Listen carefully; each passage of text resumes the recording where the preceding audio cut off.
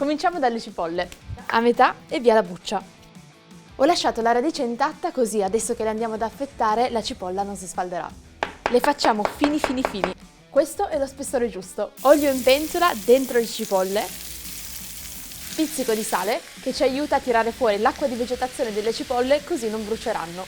Una bella mescolata, abbassiamo il fuoco e facciamo cuocere per una ventina di minuti, mescolando spesso così si appassiranno per bene. Nel frattempo ci occupiamo del sugo. Pomodorini, li tagliamo semplicemente a metà.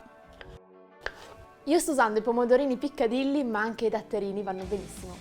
2 spicchi di aglio, li schiacciamo e facciamo insaporire l'olio. Dopo un paio di minuti aggiungiamo il concentrato. È importante farlo tostare e il concentrato di pomodoro rafforza il sapore del sugo e lo rende delizioso. Via l'aglio che ormai ha rilasciato il suo sapore e dentro i pomodorini. Fiamma bella vivace, li facciamo saltare 5 minuti. Pizzico di sale e vado a schiacciare leggermente i pomodorini così che rilascino tutto il loro succo. Abbassiamo il fuoco e facciamo cuocere piano piano per 15 minuti circa. Le cipolle sono ben appassite e morbide, quindi aggiungiamo un tocco di zucchero che aiuterà a caramellizzarle e sfumiamo con l'aceto balsamico. Non ci resta che far ridurre il tutto per 10-15 minuti. Questo è il risultato che dobbiamo ottenere, devono essere belle morbide e assomigliare ad una marmellata di cipolle. Possiamo calare la pasta, il mio formato preferito è lo spaghetto e oggi l'ho scelto quadrato. La pasta è bella al dente, la possiamo scolare direttamente nel sugo dove finirà di cuocere.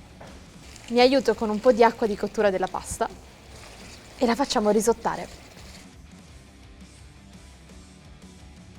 Ci siamo. Fuoco spento, mantechiamo e lucidiamo la pasta con un po' di olio extravergine. Un'ultima saltata e possiamo impiattare. Un nido di spaghetti, stracciatella di burrata, le cipolle caramellate e finiamo con un giro d'olio.